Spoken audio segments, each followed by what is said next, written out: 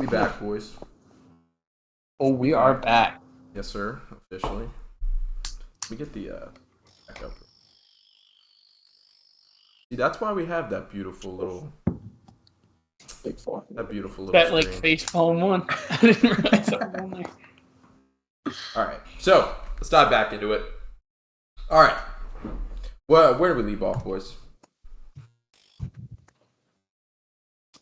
Sauce. Oh, Yeah, he was finishing up on Sauce. Yeah, we were gushing over Sauce, but yeah, I mean, I guess it's the return of Revis Island / Sauce Island. How quick do you think Sauce gets his own like hot sauce, or like he's got to put the? Is it going to be a hot sauce? Is it going to like what kind of? I mean, that's in New York, the marketing capital of the world. I mean, shit, you can make millions of dollars off of your own sauce, man. How quick does that happen? This is the shit we need to talk about. I know. I'm surprised it hasn't happened already. But he had that sick chain. Yeah, Tabasco and Frank's Red thing's Hot sweet. are on the phone right now.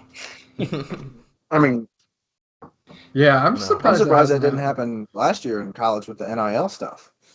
I'm sure it did, but at Cincinnati, who hears about NIL deals? No one. Fair enough. So yeah. All right. So we've made our thoughts on the draft, our worst moves, our best moves. So now let's dive into our overall grades for the New York Jets in the offseason. So Tanner, go ahead and hand it off to you first, man. What you got? I'll give it an A minus, I think. I think we filled a lot of holes. I think we didn't spend unnecessary money, but to Mitchell's point, especially about Morgan Moses, and to Jaden's point too, he was talking about tackles. If Mekhi Becton gets hurt again, I think he'll be healthy by the season, but if he gets hurt again, who's going to play tackle for us? We just didn't feel that need. And losing Jamison Crowder to the Bills just is not good for us, obviously. It wasn't losing him, but it was to the Bills. That's what hurt the most. But great offseason, I think. Filled a bunch of needs. Great draft. So all right, I'll give it an A minus. Or not Tanner. Jaden, what we rocking with? I think I might be giving it an A. I was gonna go with an A minus, but like the things that I would want them to do was go give Zach Wilson playmakers, go give Zach Wilson more protection. They didn't go get a tackle, but like they hit all the other positions on positional value. You go get a corner, you get a wide receiver, you get an edge. They do grab a guard in Laken Tomlinson. I mean, you can't ask them to go get a tackle with all that too. Like if they would have gotten Teron Armstead, that would have been fantastic, but can't really get everything. So, I mean, they pretty much checked all the boxes. I think I'm gonna stick with an A. Sweet. Mitch, what we feeling? I'm pretty optimistic. I'm going to give them an A plus because they got a lot of young, cheap talent. That's the thing. You got all those positional players at receiver, now cornerback, now edge rusher.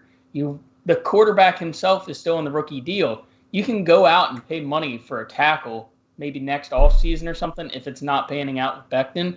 But you have to build around your quarterback and get those skill positions that are ridiculously expensive and just climbing further and further the receiver position. I think they nailed this offseason, and Morgan Moses hurts a little bit, but looking forward, you're not going to be competing for the Super Bowl this year, I don't think, and you can find your right tackle next year. And for right now, you have Mekhi Becton, who is a starting left tackle in the league. Yeah, for sure. I mean, I agree with all that. I loved this offseason. I'll go ahead and be a little less drastic. I'll go ahead and say A. I'll be a little less excited, but still super happy with the Jets did. I mean, for a team like the Jets with a young quarterback, you couldn't dream up of a better offseason. I mean, you surround him with the weapons. You already got Corey Davis there. He might return to form this year, but you've got Elijah Moore and you've got Garrett Wilson now. So, and Garrett Wilson, I mean, he's drawing comps to Julio Jones. He might have been my favorite receiver out of the draft class as a whole. So you give your own quarterback all the weapons, and then you help solidify the offensive line, and then you give him some help on the defensive side of the ball at the number 4 overall pick with Ahmad Gardner. I love it, dude. I love it. So, yeah, I'll go ahead and give the Jets an A on their offseason. Sweet. So that does it for our grades, but now we got to rattle off our over/under on the win total, and they are sitting currently at a good old 5.5 wins on the line, which and I've said it a lot here on this pod. That's pretty fucking dismal, boys. But Tanner, I'll hand it off to you, man. How optimistic are you feeling that you get over that 5.5 mark? This is where I might differ from a lot of Jets fans. I'm not as optimistic as other people. I don't think it's out of the realm of possibility. I think it's a same chance that we win 7 or 8 games that we actually only win 4. We have a really tough schedule. Before the bye week is an extremely tough game. The teams that we'd like to play at home, we actually play them away. The really good teams that you'd like to play at home, maybe get a chance to steal one when they're on the way. We play them on the road. So I think we win 6 games. I think 6 games is 6 or 7. But I wouldn't be shocked if we're drafting top 5 again next year. And I wouldn't say that it's a failure as long as we're competitive against all these teams. If we stay healthy and we're competitive, that's all I care about.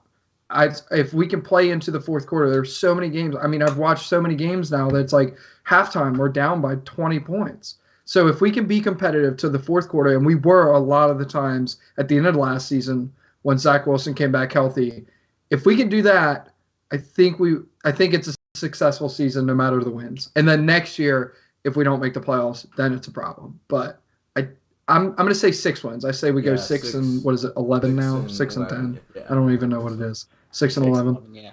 Okay, I feel you. I mean, in that division, I mean, you can probably put together there's probably 2 divisions that are better than this one, and that's about it. I think that's it. And then you got really. I think I disagree with you on that as well. Really? Okay. I don't think our division. What divisions are you putting above?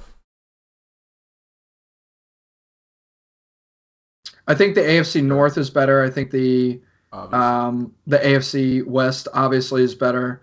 I think I would say that we're on par with maybe the NFC South.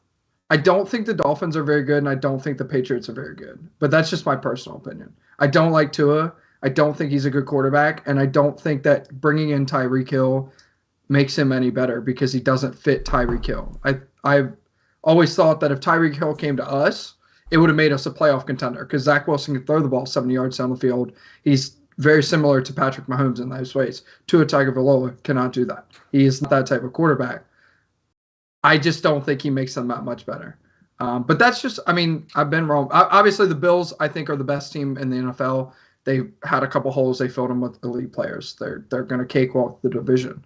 But I see our division more similar to like the NFC North, where it's like the Packers and the other 3 teams. And maybe one of the other 3 teams sneaks into the playoffs because they play bad teams a lot.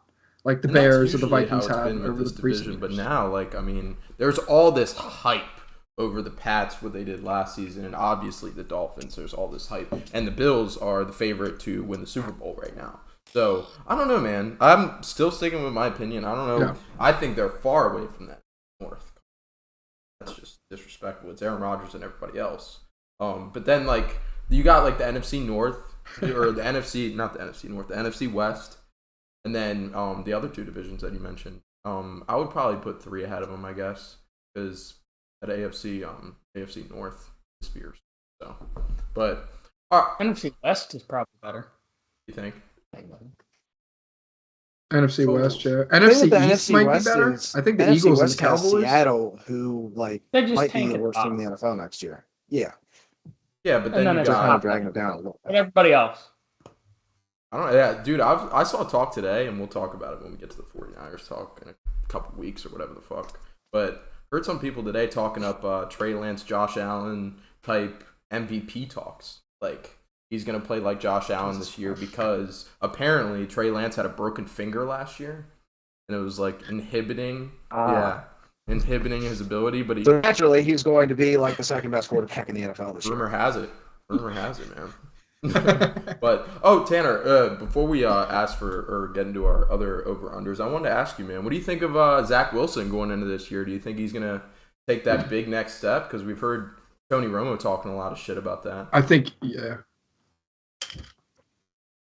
I think he does. I think he takes a massive jump this year. Every beat writer has said he's bigger, he's stronger, he's quicker, and he's quicker mentally. That was the thing last year that he struggled with. It was clear he has the talent to extend the play after it's 3 seconds. He's got the Patrick Mahomes in him. He's got the Josh Allen in him, where you saw it in the Tennessee game. The only time we scored a touchdown is if he had to scramble out of the pocket. He was awful reading and going through his first, second, third progressions. He's much better this year, from what I understand. So everyone's hyping him up, but I feel like they always hype the Jets up just so we can fall on our face every single season. I feel like last offseason they were hyping us up, and I'm like, we're not that good. We're not a good team, But yeah, I don't know. Oh, one more thing I want to talk about. We haven't talked about big key addition this year. We got him last year, didn't play at Carl Lawson, breakout season, 10, 12 sacks this year with Jermaine Johnson on the other side. That guy, Carl Lawson, is a monster. He was a superstar in camp last year until he tore his Achilles. And every Jet beat writer and every Jet fan knew when he tore his Achilles, our season was over. Because that guy, every single day, get 10, 12 tweets. Carl Lawson just made an insane play. Carl Lawson this, Carl Lawson that. He's going to have a breakout year this year if he stays healthy. But man. I think he's going to have an insane year. Optimism. Mitchell, I'll go ahead and toss it to you, man. What you got for you going over, under 5.5 wins? Her schedule is pretty rough, but I feel like you can at least split with the Pats, split with the Dolphins. Then you have the Lions, you have the Jags, Vikings. Who knows who shows up that week? I mean, it's not Mike Zimmer coaching anymore, so they might not blow these games that are supposed to be easy for them. And the Bears are on there as well. So I think they can find a way to sneak out 6 wins because they may catch one of these teams with a lot of injuries that are one of the higher touted teams in those first 9 weeks. That's pretty much a gauntlet for them. They'll be happy to leave with 3 wins out of there. But that second half of the season after the bye week, they should be above 500 because it is not hard for them. Okay. Good shit. Jaden? Yeah, I'm kind of with Mitchell there. It's going to be rough for that. Obviously, like we've talked about, those first 9 weeks are absolutely brutal. Like, it would not surprise me if they walked to the bye week at 0-9. Like, it really wouldn't. That is a freaking gauntlet to start. But you do have a very, very nice second half. You get Chicago, you get Detroit, Jacksonville, Seattle. Those should be 4 wins. But I think ultimately the goal of the season is just you got to find out 100% if Zach Wilson's the guy. I think everybody in the organization right now is fairly sure of it. I think a lot of people are, but you have to know because this is a loaded quarterback class that we're supposed to walk into. And if we start seeing like the same like mental mistakes and just him not developing as much, especially with all you've done to surround him with talent, you had Garrett Wilson, you have a very, a good young offensive line. You got to know Zach Wilson's the guy. I think he's much further along than like a Trevor Lawrence or Justin Fields right now, and they have way more questions around them and with themselves. But you got to know if Zach Wilson's the guy by the end of this season. But to answer your question, I do think they'll be over 5.5 wins, but not by a whole lot. Yeah, I mean, I got to go 5.5 wins, over 5.5 wins. Like you said, gauntlet of a schedule, first half, but got a nice second half schedule, and I'm buying into the Jets this year. I mean, it does look a lot. I mean, it looks better than the Bengals, and not saying that the Bengals are like, oh, any team that looks like the Bengals is going to make the fucking Super Bowl, because that is not the case. But I think it is starting to look a little bit like the Bengals blueprint, but better, because you brought in a little help on that line, and that line is already 20 times better than Cincinnati's was last year. So, and then you've got Zach Wilson, who better corners, right? Better corners, and Zach Wilson could put up the numbers that Joe Burrow did last year. I mean, it's possible for sure. So, yeah, I love the Jets this year. I'll go over 5.5 wins. And I would put the projected at 8, and that would mean they're 8-9. So yeah, I'll go ahead and 8. Wow. I know, man. I know. Have you? I'd be so happy with 8 wins. You don't even understand. But I will say, if we went 1-16 and beat the Ravens week 1, I might be happier than being 8-9. Just saying. I would love to beat the Ravens. Nothing more would make. I mean, that's my Super Bowl. Is the Baltimore Ravens week 1? It's a shame it comes week 1. I mean, but shit, man, week 1 for a lot of teams, it's fucking the Super Bowl. Might as well be, because you get to see all your new players and new threads, and then the real problems start with the season. So got one, especially as a fucking Commanders fan. The Ravens are my Super Bowl every year. So right? Jaden and I same boat. Get a couple wins against the Ravens, and we're happy. We got a comment from Red Lightning 62 right now, and he says JETS Jets. Fuck yeah, man. We're on the Jets. Ooh. Yeah, we're on the Jets band. Amen. So thanks, Noah. All right. Well, anything else you want to throw in? Any hot takes for the season, Tanner? Throw out a steamy hot take right now. Just throw out one that's absolutely outlandish that we could put on the just a fat one. If we get to the all right, got you. If we get to the bye week 10, and we are 3-6, we've run the table, make the playoffs in the wild card game, and make it to the divisional round. But we got to get 3 wins before the bye week. If we get 3 wins, we beat 3 good teams. And that means we got Patriots week 11, Bears, Vikings. Ooh, we're running the table. We're beating the Bills too. Fuck the Bills. I like it. We're running the table. It's over. It's over. Sight. But yeah, I think 3 wins before the bye, we make the playoffs. I see. Well, I think that wraps up our JETS Jets talk. Tanner, appreciate you joining us today, bro. Yeah, we gotta have you. Yeah, we gotta have you. Thanks for having me. Hopefully my takes come true. I don't look like an idiot in a year's time. If I am, we can laugh about it and go on to next year, because this is my Super Bowl, man. The best part of the Jets season is the offseason, because you don't have to lose any games. It's just optimism. So. Yeah, of course, boss. We'll catch you later. All right. Thank you, guys. All right. Now it's just the boys in here. Blitz original boys. All right. Now that we got through our JETS Jets talk, that was a good time. Tanner, used to know him back from my serving days at the bistro. Good shit. So, all right. You know what? I've got to take a mad piss. So how about you guys lead off the talk on the Buffalo Bills? I'll be back. Okay. Alrighty. So that man has no care in the world, I swear. So they're all season acquisitions. They drafted running back James Cook. They picked up, as we mentioned in the previous talk, Jamison Crowder to replace Cole Beasley. They got Roger Saffold. They got Von Miller on a massive contract for a man of his age. They drafted Kyair Elam. They lost Brian Dable, who may have been the mastermind behind Josh Allen. They lost Cole Beasley, who pretty much broke even on Jamison Crowder there. They lost offensive tackle Darrell Williams, lost defensive end Jerry Hughes, and they also lost cornerback Levi Wallace to your Pittsburgh Steelers, Jaden. So, right off the bat, what's a move you like here? I mean, I know that I might be in the minority here, but dude, getting Von Miller.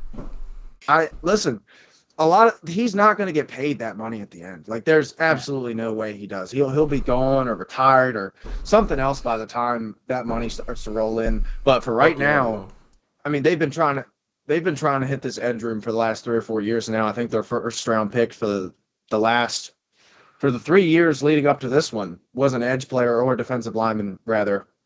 And they haven't really been able to get it right, from Ed Oliver to AJ Espinosa, Gregory Rousseau. You really haven't been able to get that guy. But you've got a guy in Von Miller, and you know you do. As long as he stays healthy, I know he's kind of leaning towards twilight of his career, but he's still going to be one of the top edge players. I mean, you saw it last year. Once he got healthy in LA, he was giving you almost a sack. I'm pretty sure he gave you a sack a game in the playoffs. So I think that's huge. I do like the Kaiir Elam selection a good bit. I liked him. He was my CB4. I think there was pretty clear tier of Sauce and Stingley, then McDuffie, then everybody else. But I did like Elam a lot. I think he's going to be good for them on the outside. This was something that I talked about 150 times in the season of when Tre'Davious White got hurt, how thin that cornerback room is. And when you lost Levi Wallace, you kind of had a feeling that this was what it had to be. And then also getting James Cook. I like that a lot. Breece Hall was getting talked about a lot for them because they were like one of the only teams that's like, okay, you could take a running back and it not, you not be shooting yourself in the foot. But they wait and they get James Cook, who is Sam Monson of PFF says this a lot. He's 80% of Dalvin Cook. And, that's the best running back in most drafts. So hopefully they get 80% of Dalvin Cook and James Cook. 80%? Yeah, they've been 80% of Dalvin Cook? Which feels high. I know, which feels he's high. Not Dalvin Cook. He's not even close to Dalvin Cook. He's a completely different player. He's 80%. He's an NFL player. That's all you need to be. I Dalvin guess. Cook's, what, top 10 guaranteed, top 5 maybe running James back? Cook might as well be a wide receiver. That, you got to start James Cook might as well be a wide receiver. I don't know if so. Did you guys list off all the? Obviously, we have the fucking graphic up there. Yeah, we listed them Yeah. all. But I do think go ahead. that Von Miller pickup is pretty big because they have been searching for that elite pass rusher, and they just have been slightly off. They've been drafting solid guys, just not getting them over the hump. But I really like the James Cook pickup. I know Kane just said he's more of a receiving back, but what do they do all the time? They pass. And Singletary and Moss leave you wanting more when you watch them as receiving backs. Awesome. He's not the greatest. He didn't really get the opportunity for all the handoffs at Georgia because they were running such a heavy committee. He was mostly pass down situations. He could be a great runner up the middle if they need him, but they're likely going to be using him on third down, more receiving situations where they can use him. And it just opens up the field a little more for everybody else because nobody in their right mind was treating Devin Singletary or Zach Moss like a true receiving threat out of the backfield. I will say that you said great in between the tackles. That's just not going to happen. Zamir White was he was the only one. I said he could be.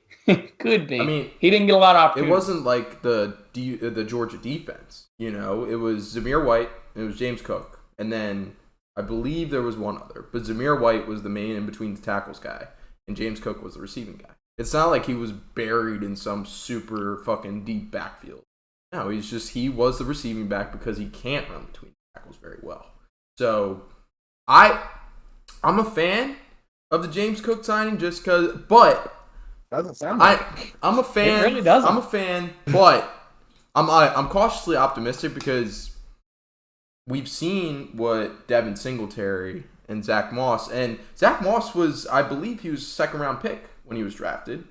And Devin Singletary, I believe, was also a pretty fairly high draft pick. So I feel like Devin Singletary was a first-round pick for some reason. Here, I don't know. let me look it up. I got it. I'm looking up Zach Moss right now, but you can go keep ahead. talking. But yeah, you swung and missed on those two receiving backs. So I don't see the difference between a James Cook and guys like Devin Singletary and Zach Moss. It feels like you're just about to make the same mistake for a third time. Both guys were third-round picks. So James Cook, prospect-wise, was better than both of them, or is better than both of them. Honestly, man, I like it because you don't have a receiving threat with Devin Singletary. He's just not that guy. I don't think he'll ever become that guy, and you don't have that with Zach Moss either. Zach Moss, 51.7 receiving grade.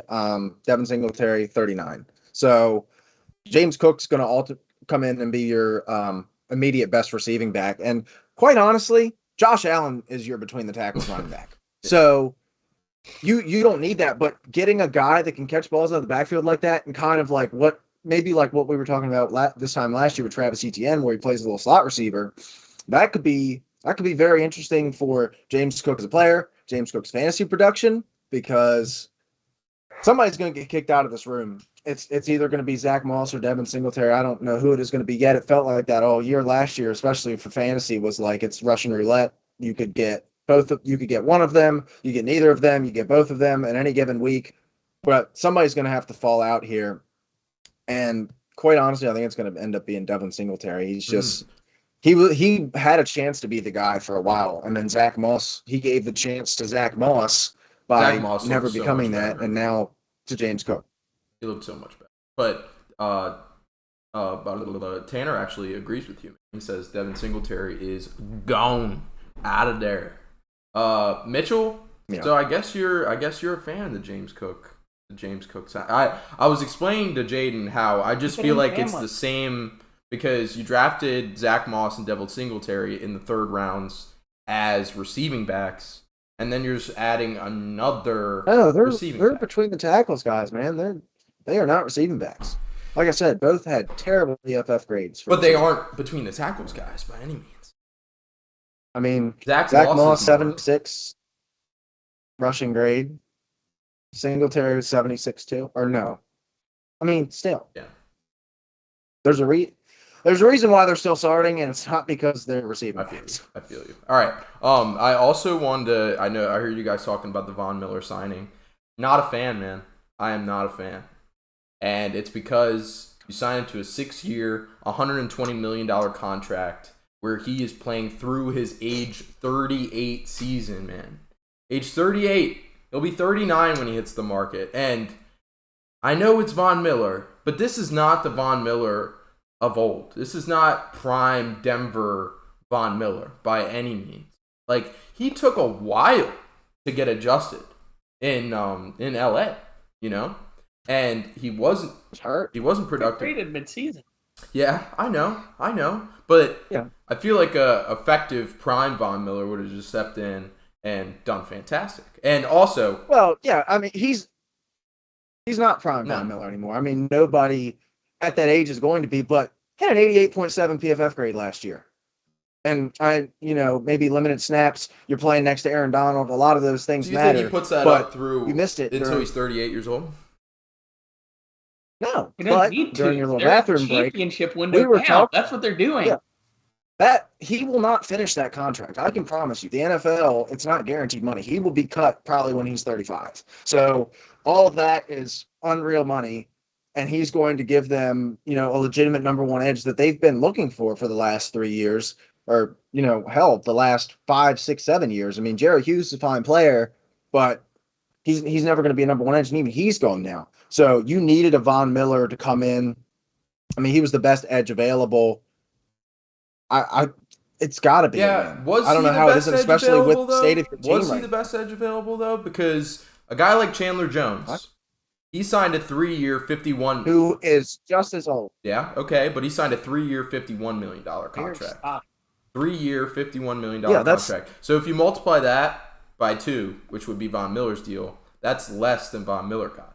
And Von Miller's going to play probably the same amount as Chandler Jones, and Chandler Jones had 5 sacks in week 1 and finished with 10.5 sacks. I'm throwing out the other contracts that edge rushers similar to Von Miller production got, and Chandler Jones is one of those guys, and Randy Gregory's another one. 5 years, $70 million. And Von Miller's getting 6 years, $120 million. Like, I get it. Randy Gregory has his off-the-field concerns, and you're not sure if he's going to play every game. But, like, come on. Like, how far off is Randy Gregory from a guy like Von Miller who's in the later part of his career? Pretty far, in my opinion. I'm not big on Gregory. But to make that much of a jump? To make He's consistent game in and game out as opposed to Gregory. Gregory just flashes it. Same thing with Chandler Jones. Not to mention... Chandler Jones is spottier than a Dalmatian. He rarely shows up. He had 5.5 sacks and hardly matched that the rest of the year. Jaden, what were you going to say? Spottier than a Dalmatian. But not only are you bringing in, a very talented Von Miller as a player, you're also bringing in somebody who can help move along these first-round picks that you've invested in, your Gregory Rousseau's, your AJ Espinesas, to, maybe improve their game as well and give you production past Von Miller. when he's gone. But you keep bringing up Chandler Jones, man. Von Miller is he's not going to finish that deal. It's like a 4-year 80, maybe like even a 3-year 60. And with the way the money spread up, it's probably even less than that because it's all backloaded, and he's probably not going to get to the back end unless we see some great career. He plays at top level until he's 38, which if he does, then great. And you're going to get the value out of this deal because, with the way the contracts are moving now, I mean, you see it with quarterbacks, you're starting to see it with wide receivers. It's only a matter of time before it gets to these top edge guys. $20 million a year for like an above average 37-year-old Von Miller might be a good contract in 5 years. Like getting TJ Watt for $28 million a year, at the end of that deal, it's going to be fantastic. But, obviously who knows on that. But right now, when you're trying to win a ring like Buffalo is, I think Von Miller, I think that's a great signing. Taylor hops into the comment section, and he said his deal is essentially a 3-year, $52.5 million deal, as in Von Miller. But the exact same as Chandler. Yeah. $1.5 million more, actually, for the record. Well, he's better. All that money in the back half is imaginary. It's Taysom Hill money. Tanner says if they win a ring, it's worth $120. Okay, fair. All right, draft thoughts. I heard you mention Kyer Elam. I am also a huge fan of that signing, or not signing, that draft, that drafting, I guess you could say. But mostly because it came out afterwards that he brought into each team meeting a personal scouting report in a notebook of the best wide receivers that he faced in college. And that was the SEC. So the best of the best. And then he was drafted, and the Colts were really impressed by that. Or not the Colts. The Bills were really impressed by that. And they drafted him, obviously. And then he's on the phone. He's like, hey, he's like crying. He's like, hey, put the playbook on the plane. Like, that's some GOAT shit right there, dude. Like, What if they just drafted him to get the scouting report on the receivers? Even better, because they already have chestnut checkers. Chestnut checkers. Fair, but yeah. All right, boys. Let's dive into our overall grade for the Buffalo Bills offseason. And Jaden, I'll go ahead and start with you, boss. I think I'm going to go with a B+ here. Because I've talked about, I did like getting Von Miller. I like them adding Roger Saffold as well. I didn't, for the life of me, understand why they cut Darrell Williams. He wasn't making a shit ton of money. He was a starting level tackle, and they didn't bring in a replacement for him. So, it just felt like they cut him without a plan to replace him. As far as the draft goes, we talked about Elam, we talked about James Cook. I think Khalil Shakir could be something here. You get Diggs, Gabriel Davis, Jamison Crowder, and then Khalil Shakir, he's a guy who, one of the things around him is he's a lot faster with the ball in his hands. And if you can get a guy like that, work in that short game, because you don't have any elite speed on this roster, really. So, yeah, Khalil, if you want to count Isaiah McKenzie, I guess. But also, I don't know why, but I kind of like the fact that they went out and got a punter in the 6th round. They went and got the punt god. You get Tyler Bass, who they drafted, what was it, last year or 2 years ago? And he's been he's been pretty good. And you go get the punt guy. You're building a Ravens level Justin Tucker, Sam Cook if they both pan out. And that's just it's a little thing. And everybody shits on it because why are you drafting a punter? But just a 6th round pick. Who really gives a shit? And you might get elite special teams play for the next 10 years. Playing in Buffalo, so special teams are pretty fucking important. Yeah, that shit matters, man. So when you have a good one and the other team probably doesn't because it is Buffalo. Hell, they played with 40-mile-an-hour winds last year. Shit matters. Of course, Tyler Bass did not play well in that game. But we're not going to talk about that. So yeah, I think I'm going to stick it a B+. Because that offensive line still worries me just a little bit. Fair enough. Mitchell, what you got, bro? I'm going to go with just a solid B. I like what they did here. I really like James Cook. I really like the pickup of Von Miller, not just as the player, but as the mentor, like Jaden had mentioned. But at the same time, Kyer Elam's solid. He has the upside of being a lockdown corner, but he's mostly been shown to be good on like go routes. He's not better on the shiftier stuff. And it kind of worries me that they lost Levi Wallace as well. And Trey White's coming off an ACL tear. Your safeties are getting older. It was an attempt to revamp it. I just don't know if it'll work in the secondary. And loss of a left or starting caliber offensive tackle, as Jaden said. I liked what they did. It just wasn't quite enough to put me at the B+ range that Jaden had him at. Fair enough. Yeah, I kind of agree with you. I'm gonna go ahead and give them a B-. The departure of Cole Beasley obviously sucks. I felt like he had a lot of connection with Josh Allen. He did have a lot of connection with Josh Allen. Jamison Crowder, probably a better football player than Cole Beasley, but the chemistry between Allen and Beasley is something that can't be discounted. Also, Brian Dable headed out of town. Josh Allen's guy who basically built him up to what he is. Obviously, Josh Allen has some gifts of his own, but Dayball, a huge part of his success. He's out of town, so I think that's going to kind of suck. And like you bring in Von Miller, but that defensive line still sucks. If your guys that you drafted, hoping that they would make a big impact, like Rousseau and Ed Oliver, with Von Miller now in the building, hopefully they take some notes from him and step it up. But still have concerns on that defensive line. They sucked against the run last year. They did bring in Tim Settle, which I liked. He was kind of buried on the depth. I like that.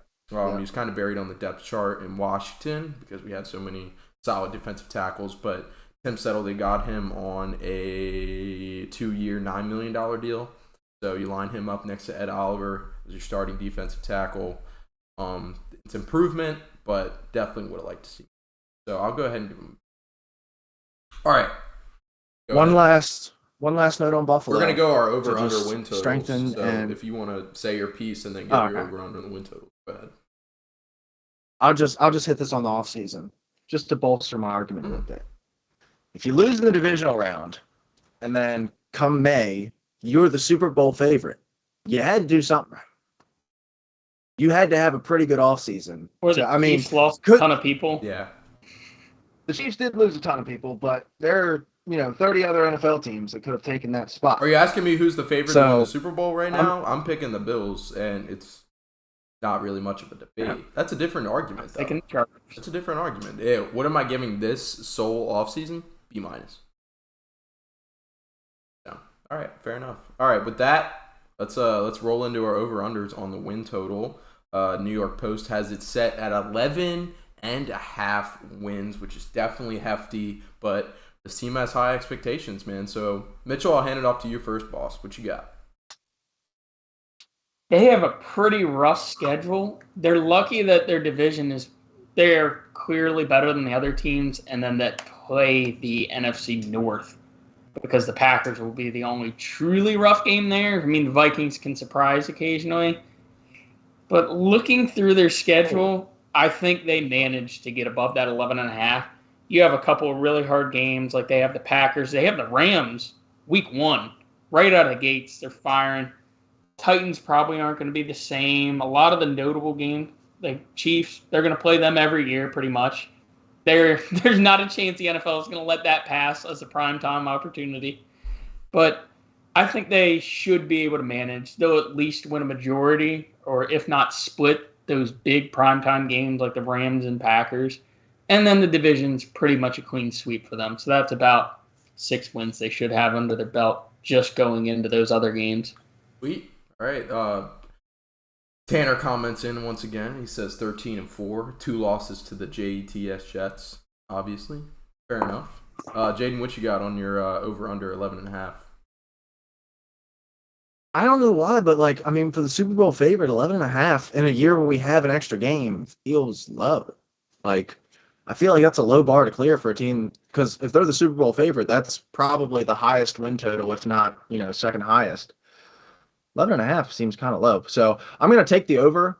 And I did rip and rave about this offseason, I have some weird feeling about Buffalo this year that they're going to miss the playoffs on some weird shit, or like Yeah. I don't know. I just got like this, like maybe not even like a Josh Allen like ACL tear in like week 2, but like there was a point last season where they were like 3-4. Like once they got and they were like dueling with Kansas City, it kind of got swept under the rug, man. But they lost 9-6 to Jacksonville, and it felt like they couldn't do anything right for like the entire first half of the season. Then they got hot, got it rolling, and everybody forgot about it. But you can't do that every year and just like, okay, week 8, let's wake up and let's, catch fire and run into the playoffs. Well, the Pats would do that. I don't. Yeah. And I mean, it's not like their schedule like severely conflicts with them doing that, because they do have a pretty tough start. Like their first 7 games are against teams that, except for Miami and Baltimore, but they probably should have been a playoff team last year if they were healthy. All teams in the playoffs, and then they get a cool down towards second half of the season, kind of like the Jets do. So I'm going to go over, but just don't be surprised if like some weird fluke shit happens with Buffalo and they kind of disappoint. Well, I think the weird fluke shit that would happen is Brian Daboll's offense not being there anymore, And I feel like that might play a significant role. Obviously, Daboll probably set it up to have a decent mind at who's playing OC over there now? But he set it up pretty nice. I'm sure Daboll handed off the lessons to him. But I think if Ken Dorsey. Yep. But if some fluky shit were to happen, I feel like it would be something around maybe the offense should not look. Also, something we forgot to mention about the offseason, Stephon Diggs re-signing the contract. I mean, that's huge. Giving him a huge deal, signing up your number 1 wide receiver, and you already got Josh Allen locked up. So you got the QB1 and wide receiver 1 locked up for a significant amount of time. So that's a huge win. Honestly, that might bump now. In an offseason, in an offseason where all of his peers are, moving into your division, and your brother plays in Dallas, and they kind of had a need at receiver for a minute, which I'm sure scared the piss out of a lot of Bills fans. I think that was huge to get him on that kind of deal for, that longevity. Like I was saying earlier, the market's going to keep going up, and by the end of that deal, it's going to look like a bargain. Yeah, and obviously huge, like you said, huge offseason for wide receivers. So being able to keep a guy like Stephon Diggs in the order, huge. So yeah, honestly, that might bump up my grade a little bit. I might go to B+ now. Feeling B+. No, I'm staying where I'm at. I'm not that. I think Diggs was made mostly because of Allen into the elite guy. He was great in Minnesota, but I think it's just Allen. That's a hot take. Stephon Diggs not a top wide receiver in the NFL. Well, when he has the quarterback, yeah. Fair enough. Where is Stephon Diggs for you then? As far as a purely talent? Yeah. Receivers I'd take over him. Definitely Tyree, definitely Devontae. You say Cooper Kupp. Jefferson, Jamar Chase. I'm trying to think. Cooper Kupp. Fantasy what? Not even fantasy wise, just in general. Now that's the conversation. Cooper Kupp. I'd take Cooper Kupp over him. Okay. I mean, Jared Goff kind of let him down. It's hard to argue with that after Cooper Kupp's season. Big on Debo, so I won't say Debo. I was about to say, now we're working into like the Keenan, DK tier of player. Right. I definitely like him better than DK. He's top 10, I'll say that. Evans. I just don't think he's top 5. When you give him the quarterback, he's probably number 5, though. I feel it. Fair enough. I was really hoping you'd say some shit that I could put on a quote graphic, but, Some hot take shit. All right. Whatever. Cortland Sutton's better than Stephon Diggs. Hey, there we go. Not really. We gotta get Tanner's quote up there. That his notoriously hot take or whatever about, but anyway, we'll figure it out. All right. For win totals, I'll go ahead and go over 11.5. Can't say anything else that you guys have already said. Huge fan of the Bills. Obviously, they're Super Bowl favorites right now. I'm rocking Josh Allen. MVP campaign, probably. I mean, to me, Josh Allen's probably my favorite for MVP. I don't know about you guys. Does he have the narrative though? That's the question. Losing and to we've got plenty Patrick of time for him to build Mahomes set in narrative. the AFC Championship in overtime due to some BS overtime rules. What do you mean? Does he have the It narrative? wasn't the AFC. Yeah, but that's not like year. so. Yeah, true. Okay, so Brady will always have until he's retired. He will have a narrative because he's old. Aaron Rodgers had it last year with the whole COVID thing and how he missed time, and then the contract. Now Rodgers got his contract. I don't really know if he's going to have that much of a narrative anymore. Stafford had it for a while last year because of where he was in Detroit, and then he moves. I don't even know. Like, it's got to be Mahomes. Like, if you're picking a narrative MVP on May 26th, it's got to be Mahomes. Like, you lose Tyreek Hill, you're running in with this. Yeah. So your narrative MVP is Patrick Mahomes as of right now. 3 months. Well, Aaron Rodgers, no Devontae. Nobody wants to Yeah, see Aaron but, Rodgers win like, another MVP. I don't know. Because the thing is, Mahomes has never not had Tyreek. So, like, I guarantee you, let him have like a 3 interception game in week 1. And the fucking floodgates are going to break. And it's going to be, oh my God, Tyreek made him and all this other stuff. Also, Kelsey, never mind. We have an AFC West episode coming out next week for this exact conversation. All right. With that, let's move on from the Bills talk and let's dive into one of the busiest teams in the offseason, and that is the Miami Dolphins. So, on their addition side, they hire Mike McDaniel from offensive coordinator out of San Fran to replace head coach Brian Flores after they fired him.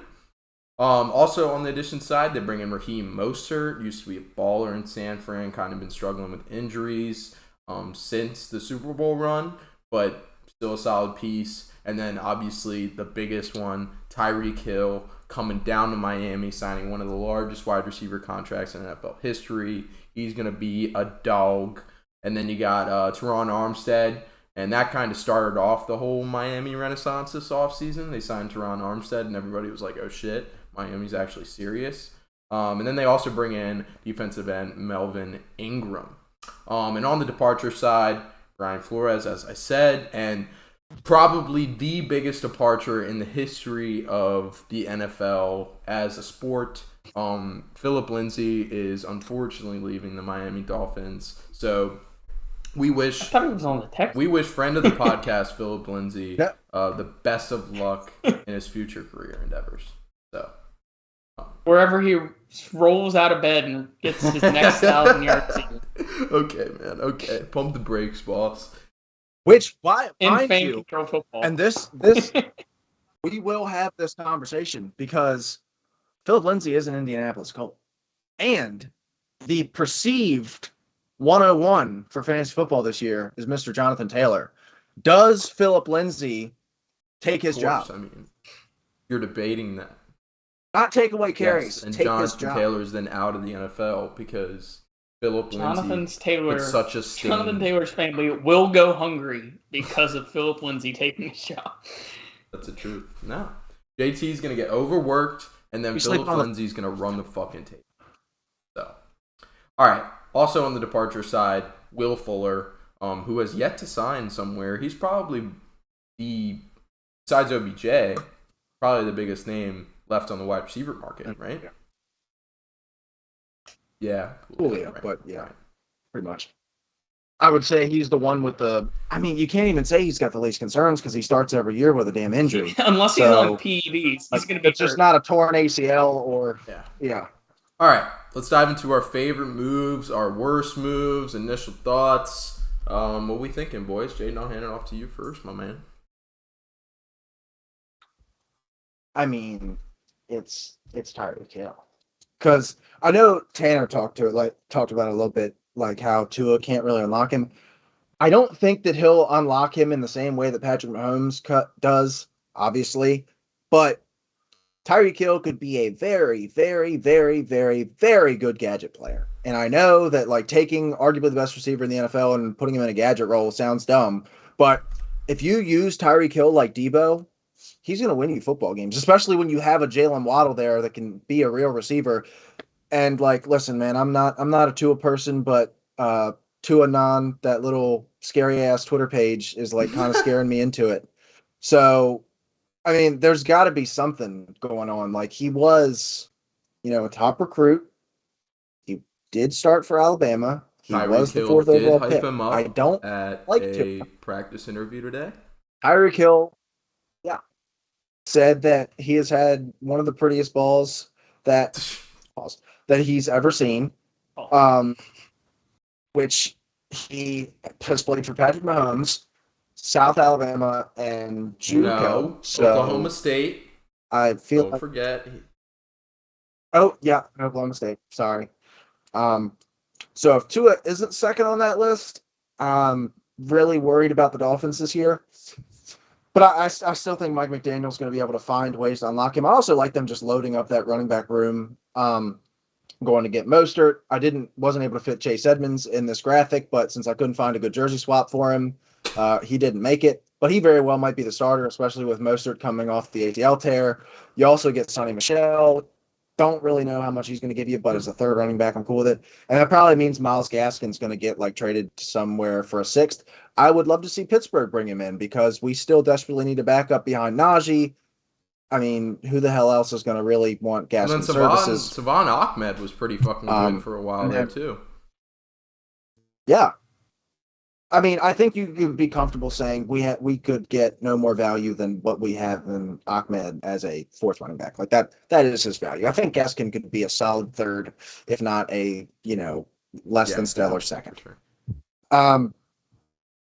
But yeah, I like a lot of what they did this year. Just I think this is very obvious. It all comes down to Tua. Like if Tua takes the next step, you're looking at a playoff team. If he doesn't, this is one of those teams that we're talking about the same way we've talked about Denver, the same way we've talked about Washington for a long time, that they are a quarterback away from being a legit Super Bowl contender. And if I know that it's probably not going to happen now that the whole scheme has come out with Tom Brady, but his contract with Tampa Bay is up next offseason.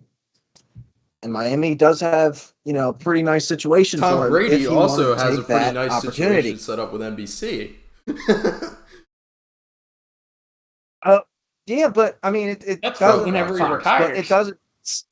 Yeah, it doesn't say that he's done after this year. It says whenever he retires. So maybe if he's I don't know, if for whatever reason he's scared of making almost $40 million a year, doing not killing himself, then he could go to Miami. And whatever other if let's say Kyler comes available, I'm sure some would love him. Hell, I mean Jimmy G's got to go somewhere. Right? I'm sure Mike McDaniel is begging for Jimmy G to come back and be his quarterback. Dude, honestly, I wouldn't be surprised. So my opinion. Go ahead. Because what? All right. Go ahead. Oh no! God damn, man! You're so fucking nice fella. So polite here at the Blitz Pod. Taking turns and shit. All right. But I've said this. I've made my thoughts clear about Tua in the past. I'm not as much of a hater as everybody else is, but regardless of Tua, if he is not the quarterback that will make this team successful, you got to think back to Mike McDaniel's offense last year. That offense did not win or lose solely on the back of Jimmy Garoppolo. A lot of those wins and losses did not depend on the play of Jimmy Garoppolo. Jimmy Garoppolo had a ton of terrible games, but they still came out with the win. Well, to be fair, those games were decided by the defense more so than Deebo Samuel or whatever else on offense. I mean, you could say that about some games, but I don't think you could say that about all of them. No, but I feel the majority would be attributed to the defense. Deebo Samuel's great, and giving him that kind of role. But hell, you don't the run game is really what, Tyreek Hill. They put their hat on in the offense when Jimmy G was fucking sucking it up. But my point is that a Mike McDaniel offense does not live and die necessarily on the quarterback. Obviously, quarterback is the most important position on the field, but it's a little less important in a Mike McDaniel offense. So that's my opinion. Mitchell, what you think? Back on the Tua train, from what I've heard, his hip is finally just now like back to where it was in Alabama before he had the injury. It was gruesome what he went through, and just he couldn't plant the same. He didn't have the same zip on the ball when he came out. It was shocking he was still top 5 pick after that injury, but he did put up the production in college. We might see a different Tua this year if he's actually healthy. And that's why my favorite pickup is Teron Armstead, because Tua has been injury prone outside of that hip injury, and you have to lock down the offensive line, and you get that cornerstone tackle so you can actually start building around him. For sure. My favorite moves, you mentioned Jaden, you mentioned Chase Edmonds, how it's not on the graphic. I love the Chase Edmonds signing, pairing him with Raheem Mostert and putting together the fastest offense that this league has seen in a while. It's super exciting, and it's run by Mike McDaniel, who put together a very creative offense in San Fran last year that did not depend on the quarterback. And also, Tyreek, I was looking up the previous Tyreek Hill stats in college, and he did run very many plays at running back at Oklahoma State. So, and Mike McDaniel has already come out and said that he wants to use Tyreek Hill that way. Yeah. So, I think we'll see a very similar Debo-type role for Tyreek Hill. So, I'm excited, and I love that Chase Edmonds, Raheem Mostert, that offense depends on the running game, and you got those two speedy guys. You'll be able to run them in gadget-type plays. I love it. So, yeah. Any worse moves that we're feeling, boys? I mean, they didn't really. Philip Lindsay being gone, they're basically in tank mode without him. Yeah, I mean, so it's kind of hard to pinpoint a worse move because, and obviously next up would be draft thoughts, but they didn't pick until the very end of the third round and had 4 total draft picks. They did get Teron Armstead, but you have now 1 piece of a good offensive line and you have 4 pieces of a bad offensive line. So, I know that you want to build this thing and help Tua, but, Connor Williams is cool, but, I feel like the offensive line just wasn't addressed enough. You go cash all your chips in for Tyreek Hill, that's great, and that's what's going to be talked about, but this offensive line is still a question mark. I also am now looking at it, and it was something that I was going to bring up as one of my favorite things, but now that I'm looking at how much money they gave him, I'm slightly petrified. Emmanuel Ogbah got a 4-year, $65 million deal. And Emmanuel Ogbah's good, but that's pretty big time money. Especially when you have, and that kind of ties you down. especially with Jalen Phillips and Melvin Ingram there as well. Yeah, and I feel like they've got another guy out there or in their edge room, but regardless, that's still a lot of money. Idea.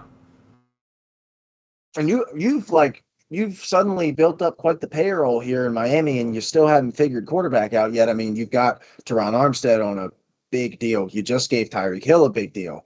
You got Xavier Howard just restructured his deal. Byron Jones you just signed a couple years ago. Now you bring in you re-sign Ogbah on a big deal. That payroll's running up, and I know you want to do that while Tua's a rookie on his rookie deal, but you haven't proven that Tua can be the guy yet. We've praised the Chargers up and down for making this move while Herbert's still on his rookie deal, but he is the guy, and Tua's quite honestly not right now. So I would say Ogbah's probably my least favorite move, and I mean I can't really critique them for not having any draft picks to it. Taylor Gray pops in with a comment. Lamar will end up in Miami if Tua shits the bed. We were talking about this yesterday or 2 days ago. Let's go. Yes. Let's go. And then he said Mason Rudolph was quarterback. He had no choice. We're talking about the Steelers, but I mean Jimmy G is basically Mason Rudolph. But yeah, I get what that was the basic. Hey. All right, Mitchell, you got any worse moves that pop off in your head? Not really. It hurts to give up that many picks for Tyreek Hill because you can find a quality player in one of those picks, but he's an alpha, and there's not a lot of alphas in this league. He did with Jalen. You need to get him. Taylor said he was talking about Oklahoma State when Tyreek was there. So, yeah. Oh, right. Yeah, I know. Wow. That's kind of weird. That no, That's that kind of that weird. doesn't feel right. Like that timeline feels so Tua wrong. throws a better ball than probably not Mason Patrick Rudolph? Mahomes, Mason Rudolph, and his JUCO quarterback. JUCO quarterback. So Mason, Was South Alabama his that was JUCO his or was JUCO. like that like the? As a He JUCO. was like at a- Oklahoma okay. State and then he went JUCO. Okay. Finished at OK State so he could go to the And his draft. well, Now he and his high finished with school quarterback. he finished who with we don't Alabama know. at the JUCO school. He started with Oklahoma State and then he had the He built Yeah, up but enough then he of a got in name to trouble get with drafted. some right. shit. Yeah, he got kicked off of it. But Plus, he was lightning fast. all right. As far as draft thoughts, I will say, Channing Tindall, I'm a fan. Maybe call me Mike Mayock because I did watch him in the national championship game, and I did kind of like what I saw from Channing Tindall. So call me Mike Mayock, but to grab a defensive Georgia player in the 3rd round, you can't be kicking yourself over that. Got to be pretty happy. So, all right.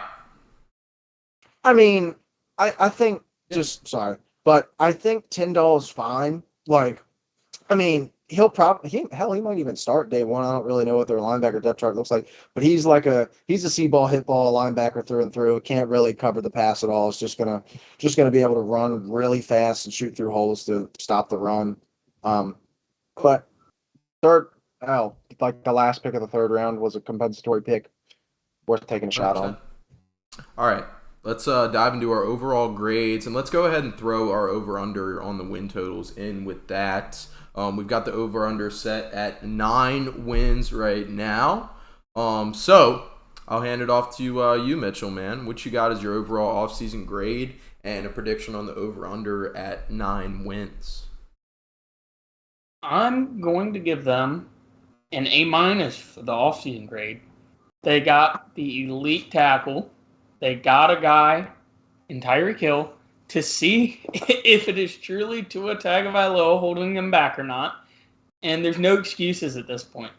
They have built enough of a team to see if it is actually Tua that can go forward for this team and actually compete for them. Because they have been bouncing. Well, they've been above 500 the past few years, just missed the playoffs. It's not like they're a bad team. They just haven't quite gotten over the hump of beating the better teams in the league. But 9 wins, I am not too fond of that because they do have some rough games in here. They do play the NFC North, obviously, but I don't know if they can beat the Vikings team. That team's pretty solid. Lions could surprise some teams out there. Bears, they should be able to beat them. And then they have a ton of games loaded in there, like the Ravens, obviously the Bills twice. They play the Steelers, which is going to be a hard-fought game because that is very different play styles between two teams there. The Browns, potentially after Deshaun Watson suspension because they play them in November. They play the Chargers, and they play the Packers. It's a little rough for them. They need to try to sneak a game or two out of there because they're more than likely going to go 500 in the division. Probably going to get swept by the Bills and then win some games here and there. I don't think they make it to 9 wins. I think they finally pull the plug on Tua. And unless they trade for a quarterback like Jimmy G who can run Mike McDaniel's offense, I don't know if it's going to work for them this year. I feel you. Dude, I've been talking up the Dolphins, dude, and honestly, I was really high about them after, like, initially the Tyreek Hill trade and him getting the contract and me looking at the offense. I mean, it looked great on paper, but Mike McDaniel, first-year head coach, I do have my concerns. I don't know if Mike McDaniel, and I love him, like, he seems like a really cool dude, but he doesn't strike, and, like, I don't know him from Adam, so I might be wrong, but, like, he doesn't strike me as, like, the leader of men type of guy, and you don't necessarily need that at the head coaching position, but I don't know how necessarily loud he's going to be in the locker room, so, and obviously first-year head coaches, you've got your ups and your downs, so, yeah, I'm going to go under 9 wins. I think that's a hefty expectations for the Dolphins this year. It's going to take them a little bit. I don't know. I think Tua takes a step this year, couple steps. I love what Mitchell said about the hip. I like that that's full and back fully healthy.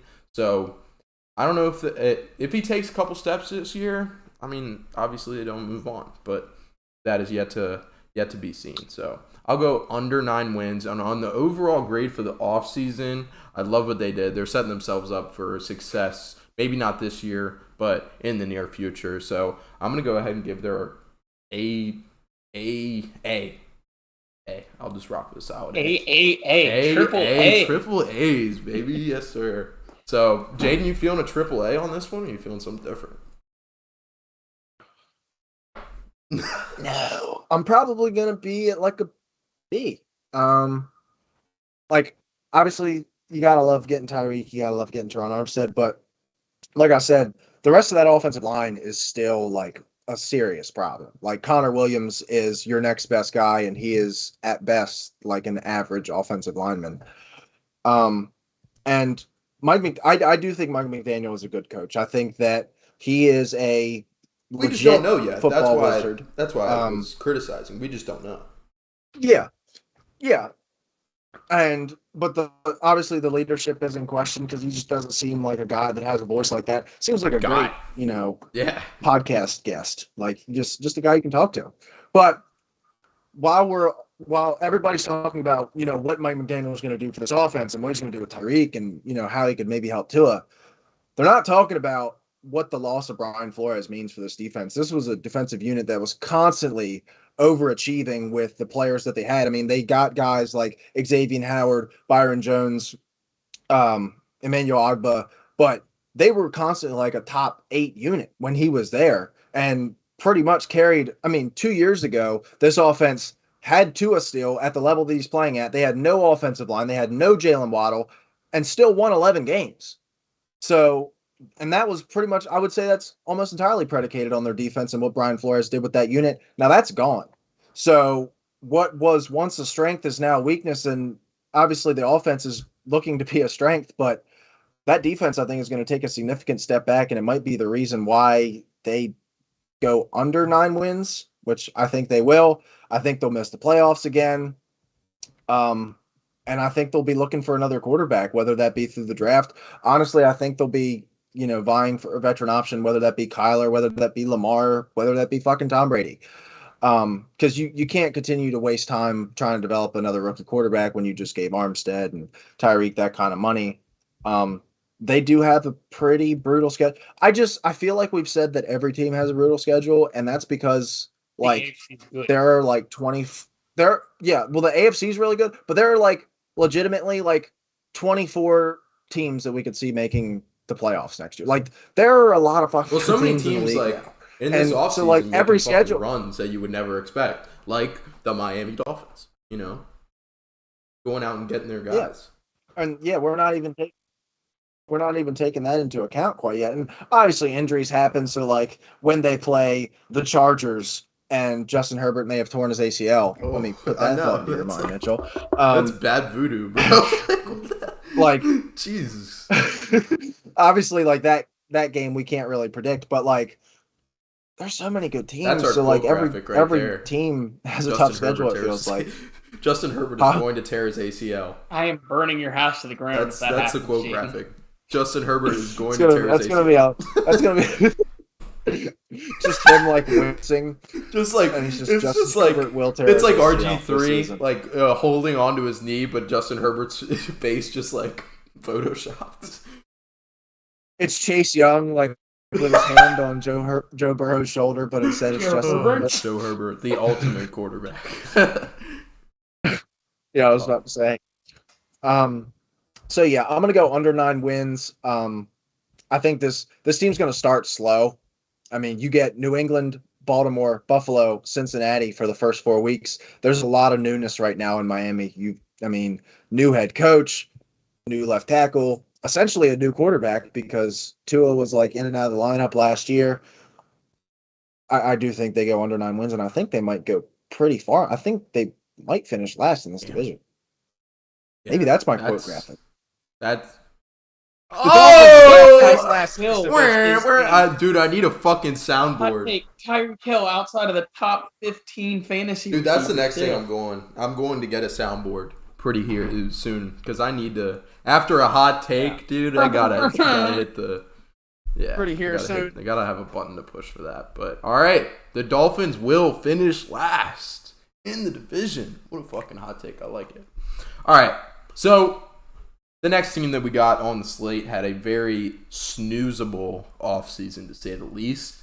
But we'll go ahead and cover it, dive into our overall grade and the over-under on the win totals. And the team that we got coming up next is the New England Patriots. So, on the addition side, they bring in Devontae Parker, wide receiver out of Miami.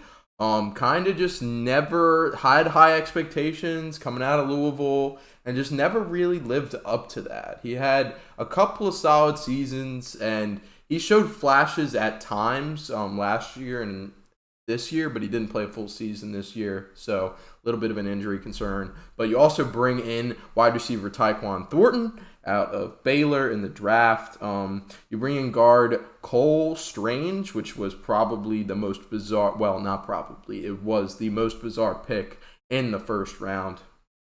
Why would you say bizarre and not say strange? You completely fucked that up. I've heard it too much. Like, I was going to call him Doc. You I thought about it all, bro. I softball. thought about calling him Doctor Strange. I was like, you know what?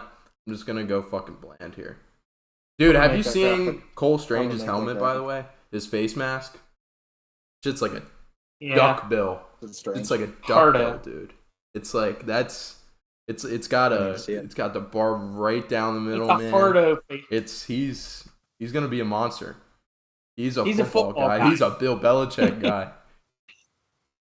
Watch him be a perennial All-Pro. Obviously, he will. I remember hearing that with like Logan Mankins. That was what a lot of people were talking about. Was like when they drafted him, everybody was like, "Who the fuck is this guy?" And then turns in to be like a 10-year starter. So that's just what happens. Cole Strange, baby, on his way. Great things. But also on the addition side, they bring in corner Marcus Jones. And they bring in safety Jabril Peppers after, was it in a trade with the Giants or the Giants just dropped him? Pretty sure the Giants just dropped him, right? Yeah. So. All right, but solid pickup nonetheless. And then on the departure side, longtime offensive coordinator Josh McDaniels. You put the 1L. Dude, so many people are victim to that. Like now with Mike McDaniel and Josh McDaniels, like it's hard. It's hard to keep that shit straight. Like I've done it 1,000 times so far. So, but yeah. So Josh, see, fucking it up myself. But longtime offensive coordinator Josh McDaniels had a lot of success in New England, multiple Super Bowls. He is finally headed out of town after he was supposed to take the Colts job like 4, 5, 6 years back. Didn't end up doing that. And then he ends up taking the Raiders job this offseason. The departures as well include Ted Karras, center, defensive end Chase Vinovich, longtime Patriots linebacker, played for the Dolphins for a little bit. Now he's with the Chargers. Kyle Van Noy, and then they also saw cornerback J.C. Jackson. He a motherfucking Terp. J.C. Jackson is headed to the Chargers on a 4-year. Is it 4-year or 5-year deal? Yeah, motherfucking bolt. 582. 582. 5-year, $82 million deal to Chargers. So, yeah, Taylor. I was hoping that Taylor would comment he gets hurt, man. I was looking for some more enthusiasm there. But yeah. So favorite move, boys. Favorite moves, worst moves. I mean, they didn't do a whole shit ton. Personally, I'm a huge fan of Devontae Parker. I wouldn't say a huge fan. I've always been a fan of Devontae Parker. I've always wanted him to do well. I've seemed to always pick him up on the waiver wire early on in the season, hoping that he somehow picks up the form that he's supposed to have been picked up over the past fucking 6 years, or however how long he's been in the league. But just being stuck in Miami, didn't have a quarterback, so he's got his boy now. He's got Mac Jones, really solid season last year. So, and I think Devontae Parker is miles better than any of the options they have in New England currently. So I think he slides himself into the number 1 spot right away. And, you trade him for 2023 third-round pick. You get Devontae Parker and a 2022 fifth-round pick in return. So I like the trade return too. So yeah, I'm a fan of the Devontae Parker signing. What do you guys think as your favorite move? Or not signing, trade? Mine was far and away bringing back Trent Brown on a 2-year 13. I know that wasn't in the graphic because it wasn't like a new player in, but getting a starting level tackle who has played like borderline all pro level football, at only 29 years old, who's played in your system, that's like what everybody should be talking about from New England this year. That is an absolute steal. I think Devontae Parker's cool. Like you said, it's better than anything that they have, and it's not even really close. But Trent Brown, that's just genius signing. I don't know how on earth that they got him for that money. Also, one last thing on the Devontae Parker trade. I believe that 5th round pick turned into Bailey Zappi. So package ended up being Bailey Zappi and Devontae Parker for a 3rd round pick. Ain't too shabby, especially considering Bailey Zappi. Future Brian Bailey Hoyer. Zappi, dude, fucking set all those records at WKU, Western Kentucky. The next version of Mike White coming to you. He went to Western Kentucky too. But Mitch, what you feeling here, man? Favorite move? I really like Marcus Jones. He's a great returner, and if he develops a little more as a cornerback, he can make the big play, get you the pick, super fast, and he's not going to patch the hole that J.C. Jackson left, but he's a nice developmental piece, and he's much less of a reach than Cole Strange was in the draft. You hear that they're trying to play him on offense? They want to get him involved in they're like not making a package for him, but like just getting him involved in some little plays. I mean, the dude's fine. So which one of the 7 offensive coordinators is trying to implement Marcus Jones offense? I feel like it was the 3rd and the 5th ones that were saying that they wanted to get Marcus Jones on offense. Because I mean, you see what he can do as a kick returner. He's obviously pretty agile with the ball in his hands. And because of their lack of guys with talent with ball, their lack of guys the ball with in their talent. hands, ball talent, talent with balls. I mean, it's worth a fucking shot. Like who gives a shit? Talent with balls in their hands. But I mean, fuck it, try it out. He's gonna be a slot corner in the NFL for sure. He'll never ever play outside. If he plays outside, he's gonna get fucked. Because he is so small. But he is like, if he was like 6 foot, he'd be a top 5 pick. He's supremely talented athletically. He's a fantastic corner. He's just probably going to be too small to ever play on the outside. Be a pure slot corner for the rest of his career. But I like him. Let's dive into some of our worst moves, and I'll go ahead and lead us off. Letting Josh McDaniels walk out the door. I mean, that sucks. I mean, if he wanted a coaching job, he was going to get a coaching job. So he wanted the Raiders job. He was going to get the Raiders job. Like, he could have, I felt like, I mean, correct me if I'm wrong or you guys feel different. I feel like Josh McDaniels was the most qualified candidate for almost any position because of his success. And if you're looking for a more offensive minded coach, I feel like he was clear and away the best candidate. Let me ponder that one for a second. Take your time.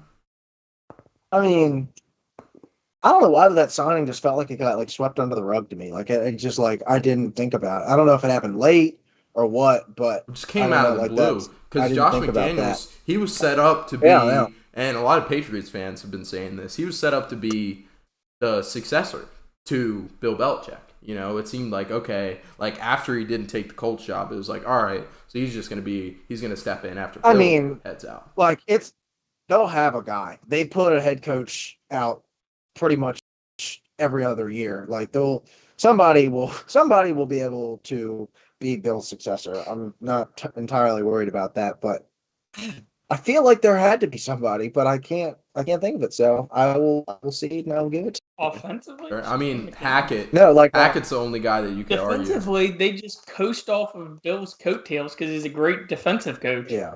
Yeah, Hackett's the only other guy that you could maybe argue was a better offensive mind. I mean, Dable could 100% be in that conversation. But who's done it the longest? Who has fucking multiple Super Bowls with their offense? Who had Tom Brady? Very Who true. had Tom Brady? Very true. But he's doing the same thing with Mac Jones now. Like, is it just Josh McDaniels' system? Who knows? Is Brady a system quarterback? Bring that talk back. Classic. But They are doing the system. But that sucks. Josh McDaniels leaving after much success in New England.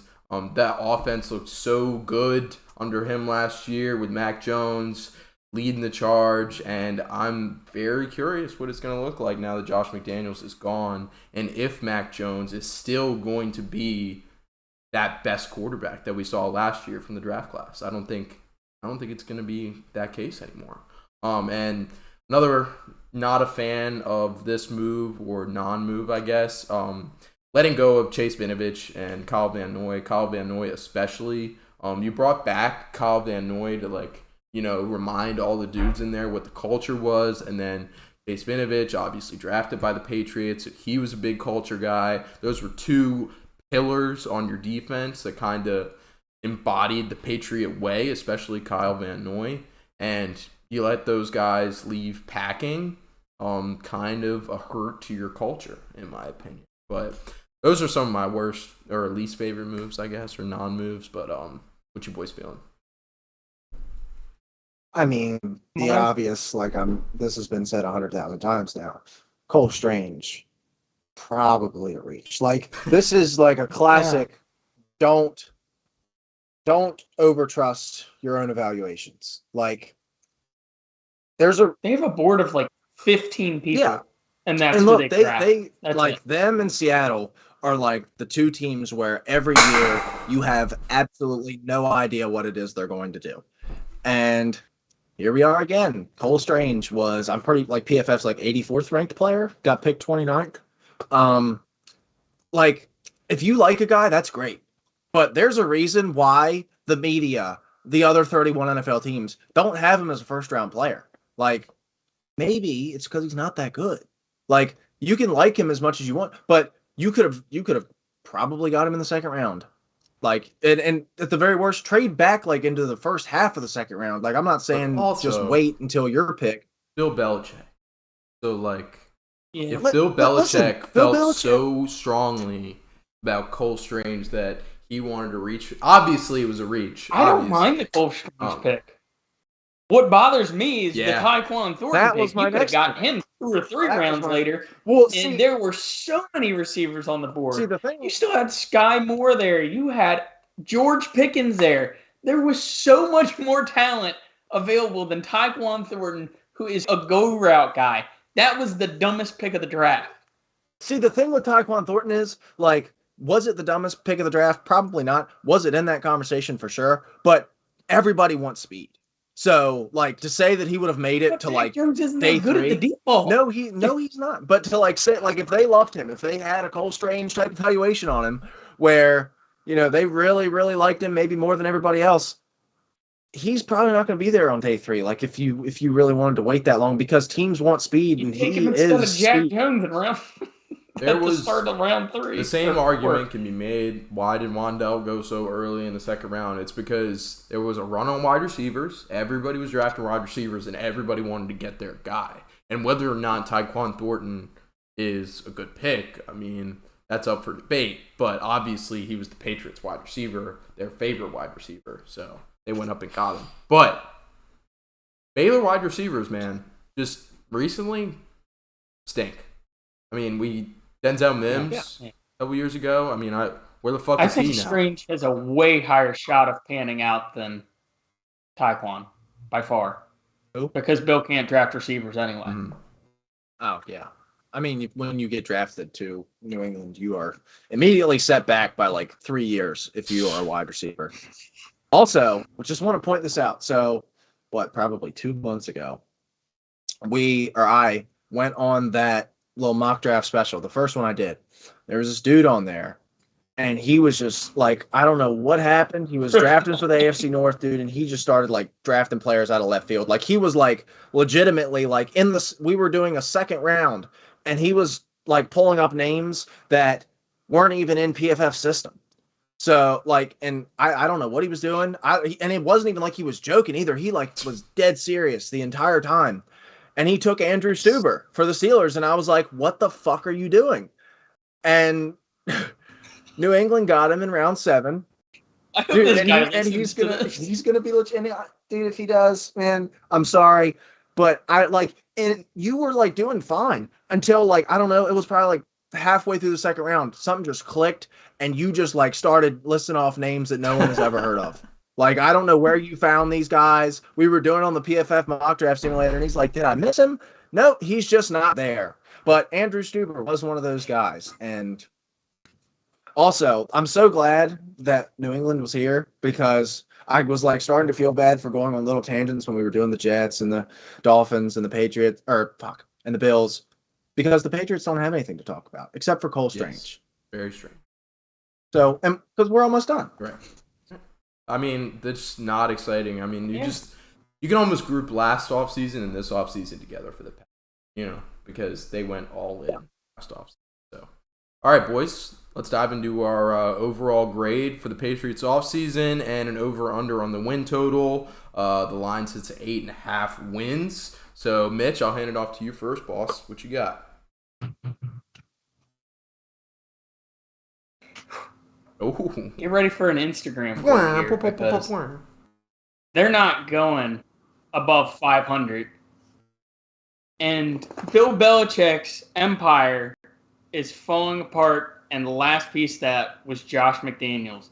He was the last piece of the Tom Brady era, and that was the last piece of magic they had.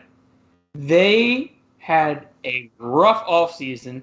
Granted, I like Cole Strange. Trent Brown coming back's big.